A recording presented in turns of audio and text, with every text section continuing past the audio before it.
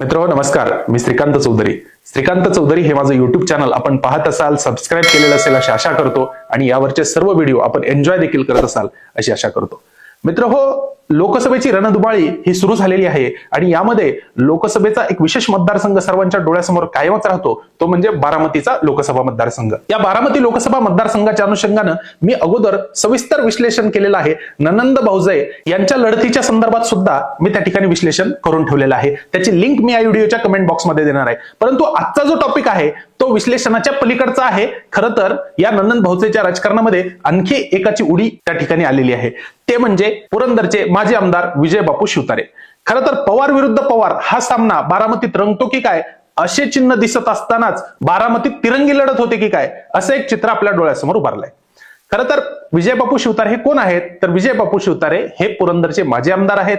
विजय बापू शिवतारे हे माजी राज्यमंत्री आहेत. त्यांच्याकडे मृद व जलसंधारण खात्याचा कारभार त्या ठिकाणी होता आणि 2019च्या निवडणुकीच्या वेळी पुरंदरमध्ये प्रचार करत असताना त्यांची तब्येत काहीशी खालावली. यावेळी त्यांनी त्यासाठी प्रचार न सोडता आपला प्रचार कार्डियक अँब्युलन्स मधून केला. परंतु अजित पवार जेव्हा पुरंदरमध्ये प्रचाराला आले त्यावेळी अजित पवारांनी विजय बापू शिवतारेवरची सडकून टीका केली आणि विजय बापूंना उद्देशून ते म्हणाले की काही लोक आजारपणाचं नाटक करतात. याचा अर्थ वैयक्तिक आयुष्यापर्यंत त्यांची ती टीका येऊन पोहोचली. राजकारणाच्या पलीकडे जेव्हा टीका जाते त्यावेळी खऱ्या अर्थानं माणसाचा इगो कुठेतरी हट झालेला असतो आणि त्याचंच काहीसं प्रत्यंतर हे आजच्या विश्लेषणामध्ये आपल्याला येणार आहे. 2019च्या निवडणुकीच्या वेळी आणखी एक विधान अजित पवारांनी पुरंदरमध्ये केलं होतं. ते काय होतं ते तुम्ही पहा. की विजय शिवतारे तर काय पोपटासारखा मिठू मिठू मिठू बोलायला लागला.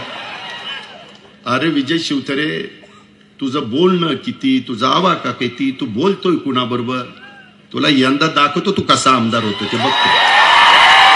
आपण पाहिलं असेल की विजय बापू शिवतारे यांना उद्देशून अजित पवार या ठिकाणी काय म्हणालेले आणि याचा परिणाम म्हणून 2019च्या निवडणुकीमध्ये माजी मंत्री असणाऱ्या विजय बापू शिवतारे यांचा पराभव सुद्धा झाला. मग या पराभवाला जबाबदार कोण?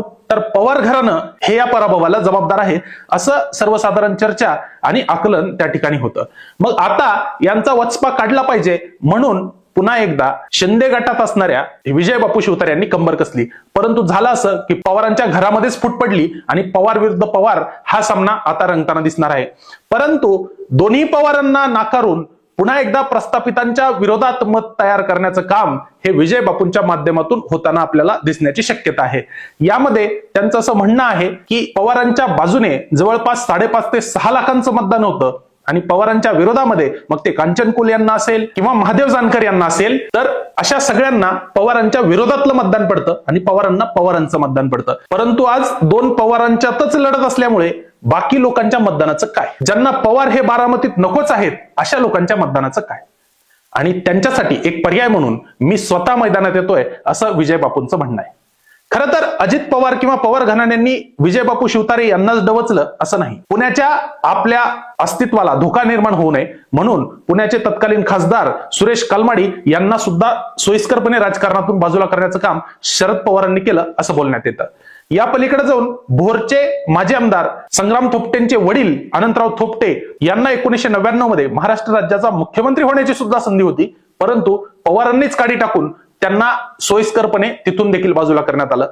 म्हणजे पुण्याच्या राजकारणामध्ये कधीही आपल्या अस्तित्वाला धोका निर्माण होऊ नये, कोणीही आपल्या उंचीचा प्रतिस्पर्धी आपल्याला निर्माण होऊ नये अशा पद्धतीचं राजकारण हे पवारांचं कायमच राहिलेलं आहे. याचं अगदी अलीकडचं उदाहरण जर सांगायचं झालं तर प्राध्यापक डॉक्टर तानाजीराव सावंत हे या महाराष्ट्र राज्याचे आरोग्यमंत्री म्हणून आज त्या ठिकाणी काम पाहतायत.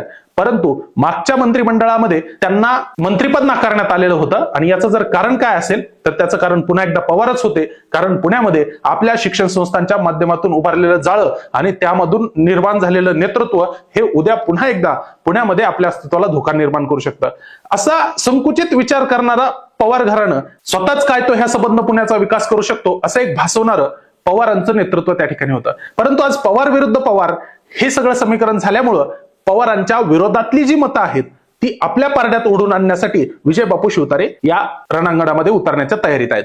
परंतु ते एकनाथ शिंदे यांना आपल्या गुरुस्थानी मानतात तर देवेंद्र फडणवीस यांना सुद्धा गुरुस्थानी मानतात. त्यांनी एकनाथ शिंदे यांच्यासोबत आणि देवेंद्र फडणवीस यांच्या मंत्रिमंडळामध्ये काम केलेलं आहे. त्यामुळे ते त्यांच्या शब्दाच्या पुढे जातील असं अजिबात वाटत नाही. परंतु तुर्तास त्यांनी मांडलेली भूमिका ही उर्मटपणा आणि प्रस्थापितांच्या विरोधातली आहे आणि अशा पद्धतीने भूमिका ही लोकसभेत मांडावी लागते हे ठणकावून सांगणारी त्यांची भूमिका आहे.